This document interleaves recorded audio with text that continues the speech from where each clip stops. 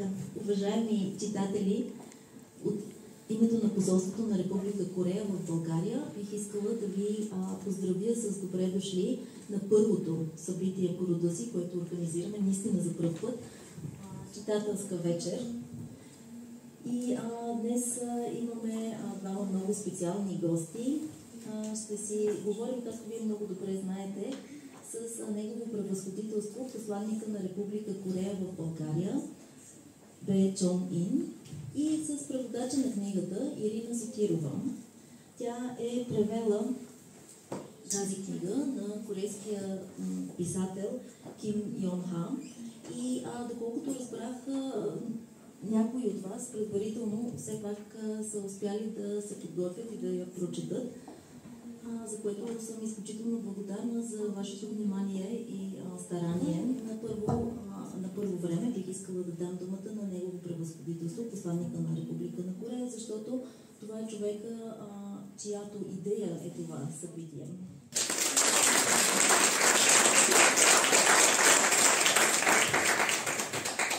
Thank all of you for joining us tonight. I'm really glad to have this event with Professor Sotirova and with the support of Sofia City Library. Our purpose is that I just want to show that there is more to Korea and Korean culture than K-drama and K-pop. Why not K-literature? I also believe this work of translation is achieved with great effort. Is a really epitome of the meeting of two cultures with different links. I look forward to the discussion and question. Благодаря ви.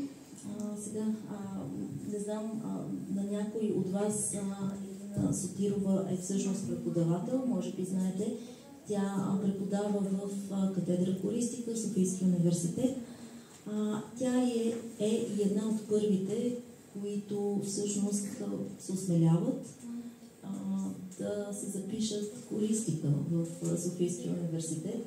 Аз много често получавам този въпрос, защо хористика. Няма да питам.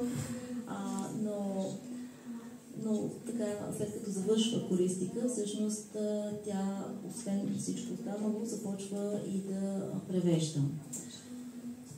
И може би ще ви помоля да се представите накратко и да ни кажете няколко думи за автора и за книгата, преди да започнем. Нашият посланник всъщност си е приготвил предварителни въпроси, но ви давам думата на вас. Благодаря.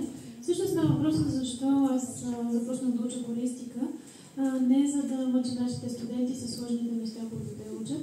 Аз наистина исках да стана преводач. Това беше, може би, една от детските ми мечти. И сега, докато чакахме да се съберат всички участници и присъстващи, гледайки тези книги, всъщност се замислих, че това са първите две книги, които аз преведох по собствено желание и по собствен избор. Защото работата на един преводач не винаги е свързана с това да превежда каквото му е на душата. Ще кажа първо няколко думи за автора на Ара, защо. Той се казва Ким Йон Ха и е един от съвременните, може би най-модерни, най-екстравагантни и най-колоритни автори на Република Корея.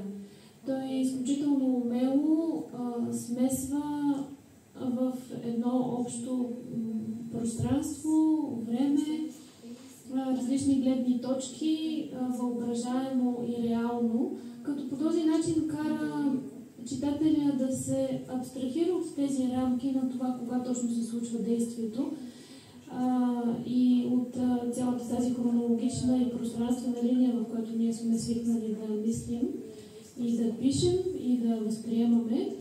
И абстрахирайки се от всичките тези ограничения, читателя потъва някакси в историята. И чувството, което автора предава в своите книги, е това, което води читателя от първата страница до последната. Аз бих определила това чувство като едно криминално любопитство.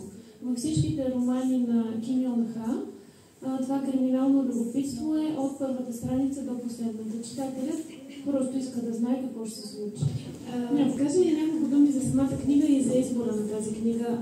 Ара, защо не е в никой случай един от бестселерите на Ким Йон Ха и на корейската литература? Причината е да избера този роман за превод е с 20 годишна история. И това е моята любов към корейските хорър легенди. Прекарах, може би, когато бях на средна ваша възраст, някъде около 20 годишна, около половин година в Сеулския национален университет, където е един от най-големите архиви, всъщност един от двата големи архиви в Корея, където се съхранява най-големия набор от компилация от най-различни фолклорни текстове и записи. И години след това всъщност попаднах на този роман, който е базиран на стара корейска хорър легенда за едно момиче, което е било насилено и умряло. И след това нейният дух търси справедливост чрез най-различни случаи, които се развиват от книгата.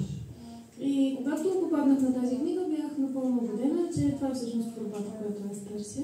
И се заех с превода. Надявам се книгата да е толкова да ви хареса, колкото и на мен като преводач. Когато подготвихме това събитие, всъщност се оказа, че негово превъзходителство има няколко доста конкретни въпроси, базирани върху текста, и за това ми се ще да започнем така. I'm really excited because usually I'm receiving the question. And also I have to make clear that I hope that on my staff read voluntarily. And my first question is, in Korea there is a saying that say translation is tuition. And how do you see this translation process, the act of reading a novel with a different language?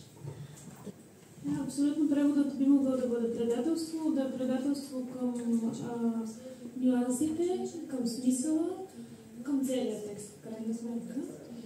Даже на български, аз се замисляйки се върху тази игра на думи по-ньок и паньок, се замислих, че на български имаме още по-добро съвпадение. Думата предавам означава едновременно и превеждам, означава и извършвам предателство.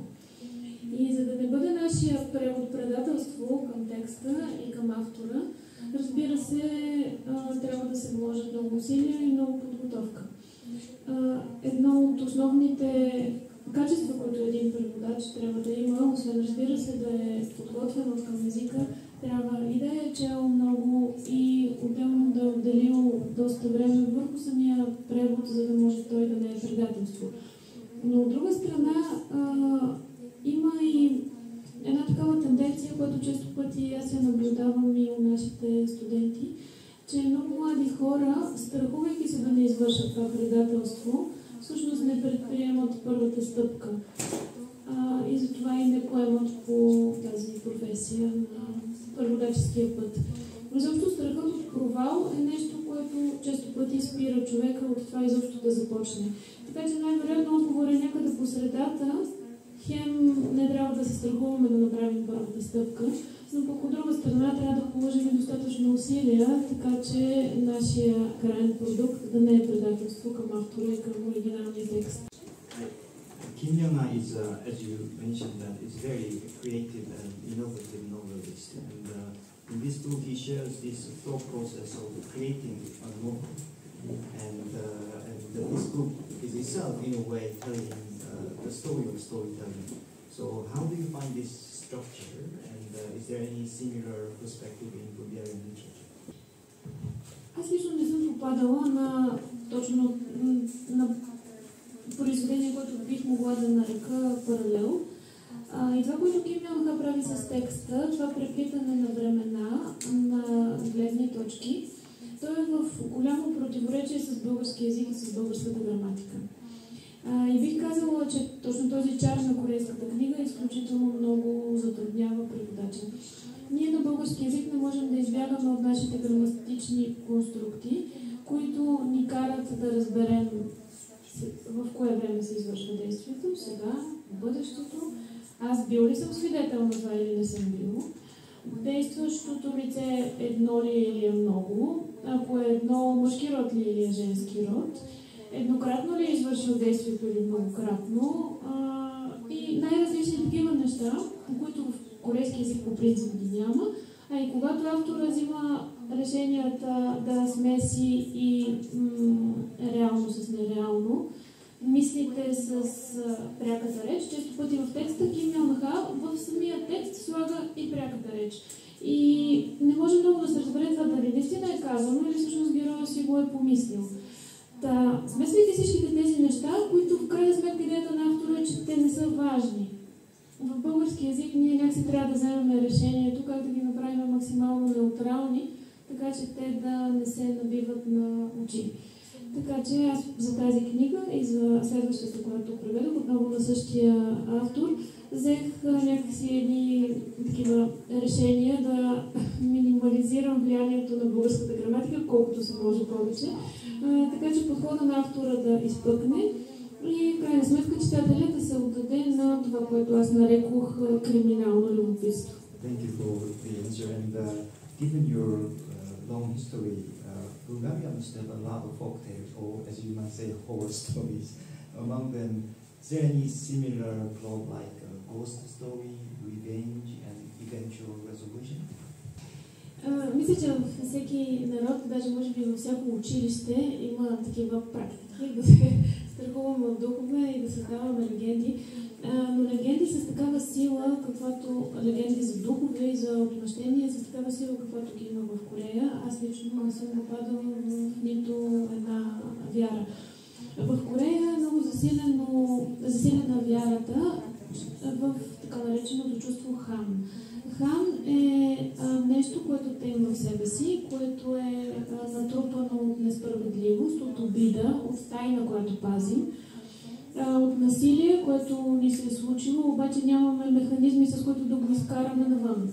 И ако човек умре с хан в душата си, се вярва, че той се превръща в зъл дух. До тук добре, нали можем да намерим аналогии в други народи.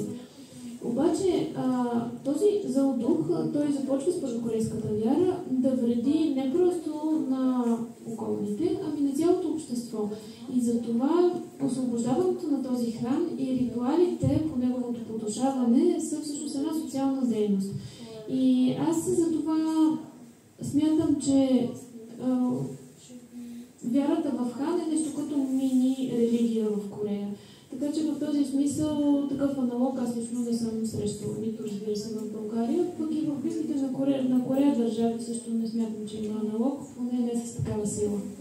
And my next question is, other than Han, while you're working on this translation process, do you experience any cultural shocks or differences despite your profound knowledge? Докато работих върху този превод, изобщо докато работих върху текстовете на Ким Йон Ха, това, което понякога ме шокира, признавам си, но то не е корейско, то просто е авторско решение.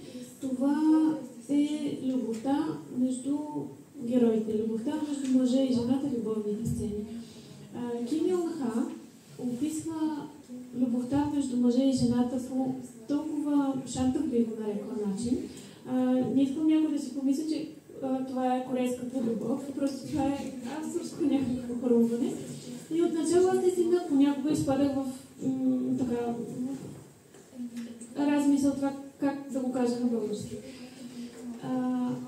В един момент обаче почна тази странна любов между хората, някакси да ми се струва много мила и много чаровна. Представете си, че има един странен човек тук и има също много странен човек там и Ким Йон Ха с такава лекота някакси ги събира в своите книги.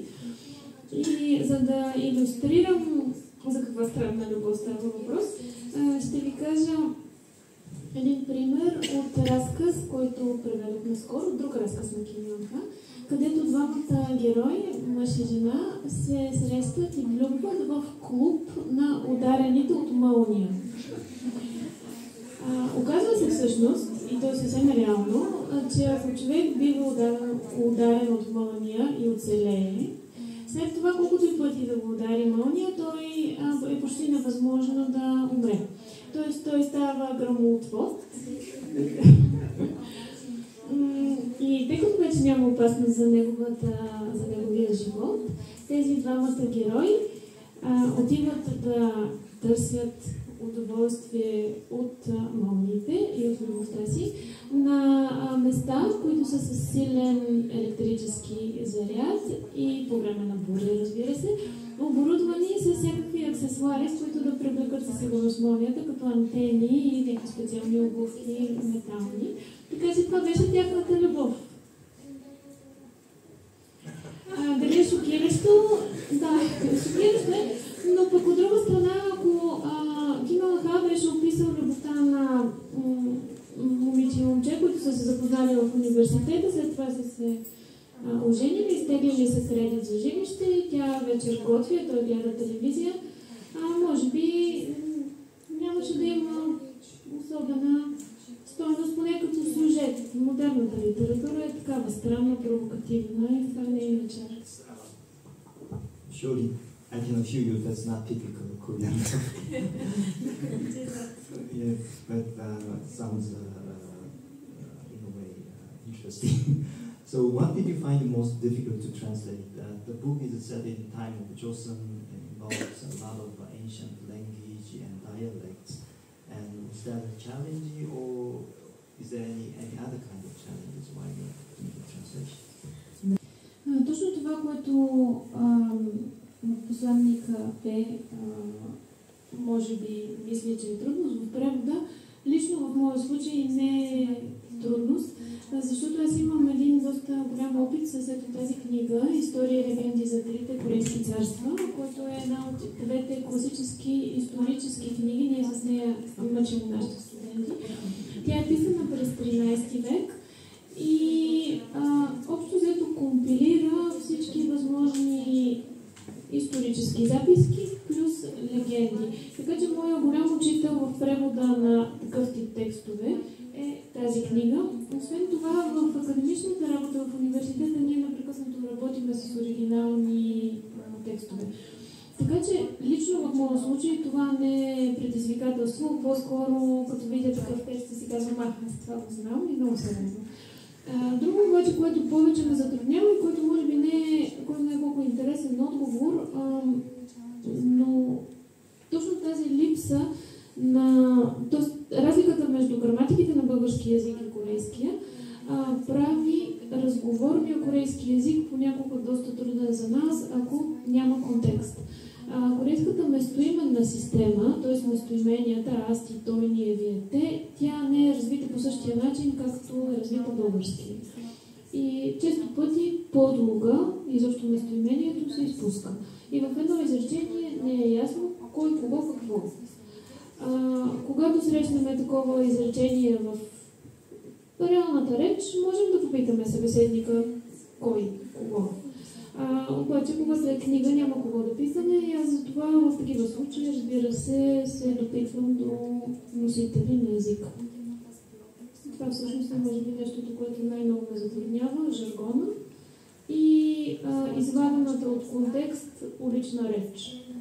So, my last question is, what are your future plans with regard to your translation work and what we can expect to read next time or in the future?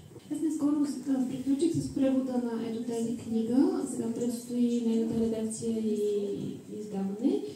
Тя е отново на Ким Ил Ха, сборник с разкази и се казва "Какво се случи с мъжа, заклещен в асансьора". И ако искате да разберете какво се случило с мъжа, заклещен в асансьора, както и да се насладите на любовта на героите под молните, ще трябва да почакате да излезе на български език. Това в най-скорошен план. Иначе, много бих искала някой ден да осъществя тази моя страст и мечта, да събера корейски хорър легенди на ужасите и да съм нещо между автор и преводач, защото поне до сега не съм открила сборник, който да отговаря изцяло на моята представа. Всъщност едно пояснение към тези от присъстващите, които не са запознати и с чувството Хан и с корейските легенди на ужасите. За разлика от хорър жанра, който е в световен мащаб, в който просто има много кръв и ужас, корейските легенди са много свързани с народопсихологията, с историята на страната, с религията, с обичаите. И затова това не страшна история, в която някой се появява зад ъгъла и изкрещява, а друг припада и почва да бяга от него. Са едни наистина много интересни, много дълбоки и исторически и философски разкази. Thank you, Professor Joe, for your replies and insights, and I look forward to those translation. I think to some extent we are in a similar profession because diplomats too have to translate and the interlocutor between two states and two cultures. So I still have to admit that we are less creative and less sophisticated and more on the side of logic rather than feelings. Yet there seems to be a lot of insights and skills and dedication we can learn from you, which I don't think artificial intelligence can replace at the end of the day. And once again, I thank you for sharing your thoughts and knowledge with us. Thank you. Да, може би така или иначе страха, че всяка една професия ще бъде заместена от изкуствения интелект, може би нашата, имам предвид на художествения превод, че е така на последните, които ще оставим незасегнати. Може би е време да ви дам думата на вас.